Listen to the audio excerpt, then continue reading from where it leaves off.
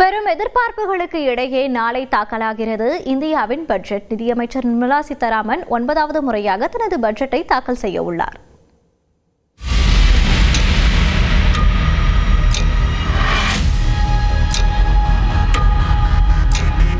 மத்திய நிதியமைச்சர் நிர்மலா சீதாராமன் காலை 11 மணிக்கு 2026-27 நிதியாண்டுக்கான பட்ஜெட்டை தாக்கல் செய்வார். பொதுவாக விடுமுறை நாட்களில் பட்ஜெட் தாக்கல் செய்யப்படுவதில்லை என்றாலும் இம்முறை பிப்ரவரி 1ஆம் தேதி ஞாயிற்றுக்கிழமை என்றாலும் பட்ஜெட் தாக்கல் செய்யப்படுகிறது.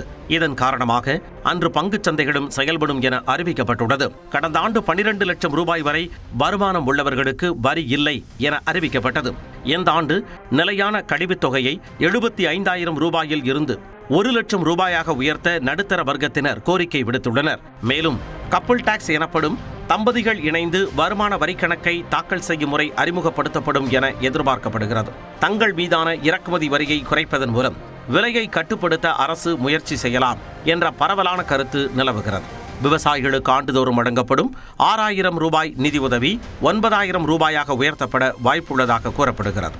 பூமி தாய் திட்டத்தின் கீழ் இயற்கை விவசாயத்திற்கு கூடுதல் மானியங்கள் அறிவிக்கப்படலாம் என்ற எதிர்பார்ப்பும் உள்ளது. தமிழ்நாட்டை பொறுத்தவரை மத்திய துறை திட்டமாக அங்கீகரித்துள்ள சென்னை மெட்ரோவின் 2ஆம் கட்ட திட்டத்திற்கு நிதி ஒதுக்கப்படும் என்ற எதிர்பார்ப்பு நிலவுகிறது. சென்னை பெங்களூரு எக்ஸ்பிரஸ்வே, கிழக்கு கடற்கரை சாலை விரிவாக்கம் ஆகியவற்றுக்கு நிதி ஒதுக்கப்படும் என தெரிகிறது.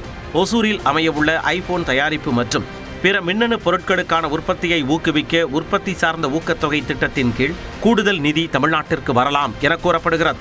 சென்னை கடற்கரை எழும்பூர் இடையேயான 4வது ரயில் பாதை போன்ற பணிகளை விரைவுபடுத்த நிதி ஒதுக்கீடு எதிர்பார்க்கப்படுகிறது.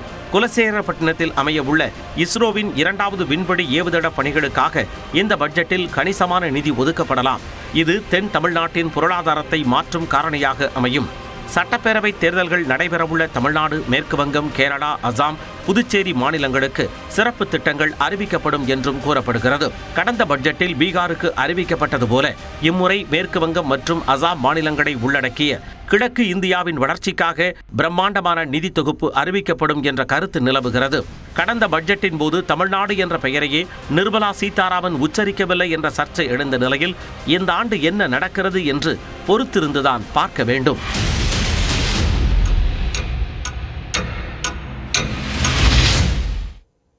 தொடர்ந்து எக்ஸ்பிரஸ் 18 செய்திகளை பார்க்கலாம்.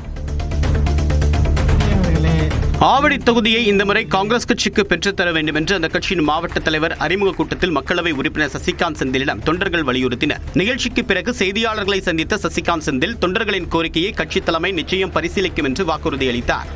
ஆவடியில மீண்டும் காங்கிரஸ் வாய்ப்பு இல்ல, கண்டிப்பாக எங்களுடைய மாவட்ட தலைவர்களாக இருக்கட்டும், எங்களுடைய தொண்டர்கள் எல்லோருடைய எண்ணங்களையும் பரிசீலித்து எங்களுடைய தலைமை கண்டிப்பாக நல்ல முடிவெடுக்கும்.